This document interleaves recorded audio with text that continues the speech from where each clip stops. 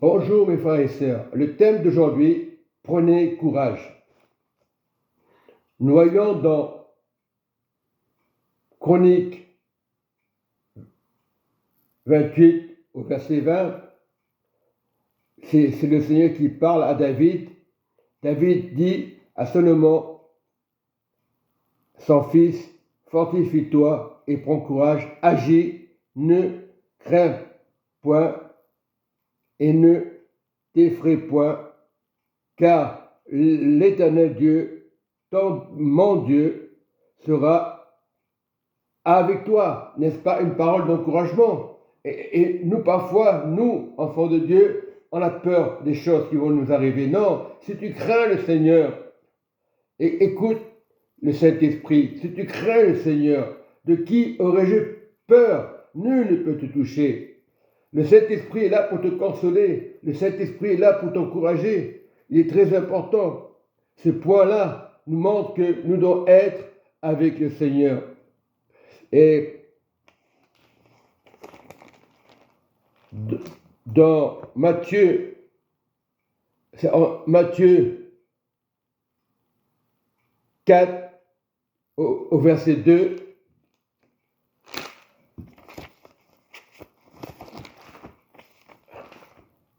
Matthieu 9 au verset 2, écoutez la parole du Saint-Esprit,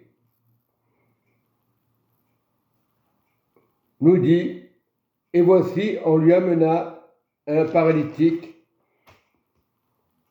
couché sur son lit. Et Jésus, voyant leur foi, dit au paralytique, prends courage, mon enfant, tes péchés sont pardonnés. Tes péchés sont pardonnés. Prends courage, mon enfant. La foule a eu la foi. Le fait d'avoir la foi dans l'église, une personne qui est malade, si tu as la foi, la personne que tu vois à l'assemblée est guérie déjà. Prends courage, prenez courage. Ceux qui n'ont pas été guéris, prenez courage, car Dieu est avec vous. Et nous devons être des sentinelles pour les frères et sœurs. Et l'Église manque d'amour. C'est parce que et le Seigneur ne peut pas agir. Non, si vous avez la foi, frères et sœurs, pour un frère, peut-être qu'il n'est pas fidèle, mais ayez la foi, au lieu de le décourager, ayez la foi. Et ça va l'encourager, et ça va permettre qu'il va à l'assemblée. Parce que s'il n'y a pas la foi, les personnes vont se décourager. Et après, on va nous appeler les rétrogrades. Tant que tu as la santé, frères et sœurs, je parle aux frères et sœurs, tu peux rien dire, parce que tu ne passes pas par là. Quelqu'un qui va à l'assemblée, on donne du courage. Prenez courage à l'assemblée. La simplicité aujourd'hui, l'amour de Dieu, la grâce nous donne la force, la bonté de Dieu. Soyez fidèles, justes et bons, parce que Dieu pardonne les péchés. Il ne peut pas nous laisser tomber. Et nous voyons dans Isaïe 34, quand le peuple était fortifié, et toute l'armée des cieux, se disant, les cieux sont roulés comme un livre d'or, et toute leur armée tombe, parce que le peuple avait du courage. Il ne voyait pas la foule, il ne voyait pas la guerre.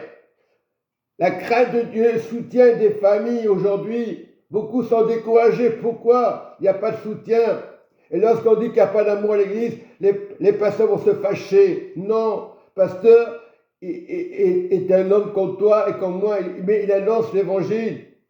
Peu importe, église, frères et sœurs, anciens, prenez courage,